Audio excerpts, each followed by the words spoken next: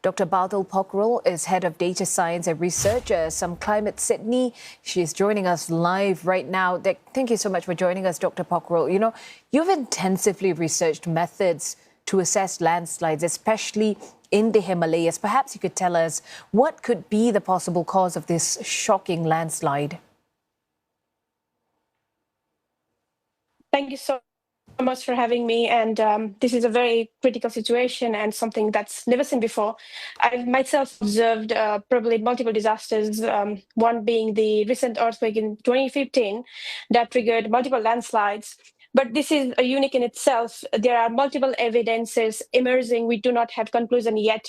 But this looks like a mixture of the ice block getting detached from the mountain over 7,000 meters in Nepal-Tibet border, and accompanied by rockslide, then damming the river, which is Lende River near Rasogari and Tibet border. Then that's the water getting accumulated, clogged, and all of a sudden getting outburst, and getting downstream to Bhotekosi River in central Nepal and going towards Trisuli River. So it's massive. It's not one. There might not be one reason. We're still investigating on it. There are multiple scientists investigating on it.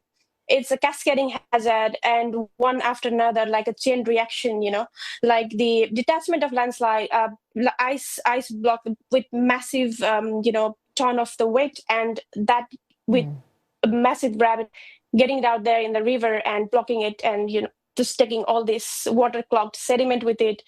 Because if you see the level of water increment as well, it's shocking. It's there are news out there that there was around 9-meter height of water within 30 minutes. So that's like a Himalayan tsunami itself. So we're still looking at it. There's no one conclusion yet, and that's a caveat I want to highlight as well. It's a complex problem. It's a multi-hazard scenario and a cascading hazard in Himalayan geology. Absolutely chaotic, as we can actually see from the visuals as well.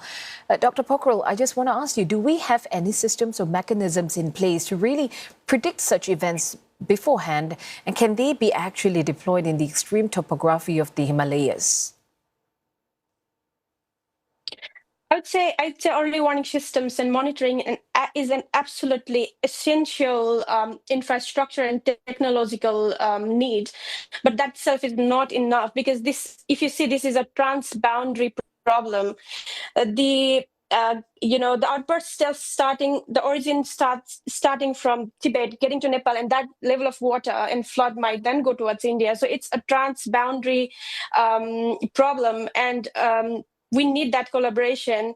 We do have early warning system and mechanism, but that itself is not enough. If you see now, I'd really focus on how to get people out of there, because this intensity and magnitude is something that might happen all of a sudden, because mountains keep moving. We cannot stop the movement. It's a natural phenomena. What we can do is, how can we get these people out of there, or how can we have a safer infrastructure and environment where people can reside? So that's the major important thing. And I, again, highlight the fact that this needs to be a collaborative approach with the countries around Eurasia and Indian subcontinent.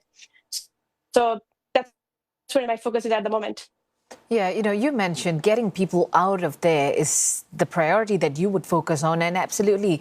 So if you were designing Nepal's early warning system, say today, what data would you really monitor in real time? And could it realistically give people minutes to escape?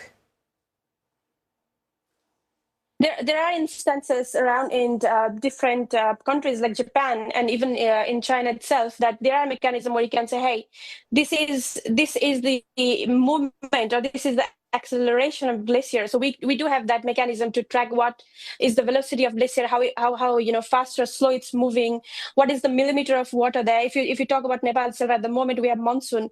So again, this is not monsoon induced hazard in itself, but there might be chances where there might be rainfall today, tomorrow, and these slopes have already been weakened because there is toe cutting. The slope is already getting losing its strength, and if there is rainfall, then there might be landslides. So we do have that mechanism. The data, if you ask me as of now, I look at would be weather, glacier data, movement data, rainfall data, and we need to have sensors around there and monitoring system to track the ground movement as well. So it comes as a holistic approach. There's nothing that is on and off, but it's more around how can we use this scientific information or the data out of these sensors and instrument to then design the safer environment and infrastructure, especially the settlements the infrastructure that people need in everyday life. Right. And, we saw a major flood in this region last year as well. Are these still isolated disasters, or are we beginning to see a changing risk pattern here? Absolutely. I'd really want to again focus and stress on this part that we should get out of like the mentality of isolated disasters, because this is a chain reaction, as I mentioned before as well. This comes out as a cascading mountain hazard, especially in Nepal Himalayan geology, because there's tectonics there, there's monsoon there, there's high precipitation, there's differential weathering within the rocks and soils, So this is not one for all, but it's more about it's more about of disaster after disaster. So the patterns are there, and climate change is one of the things that's been coming around. But I would say that's a multiplier.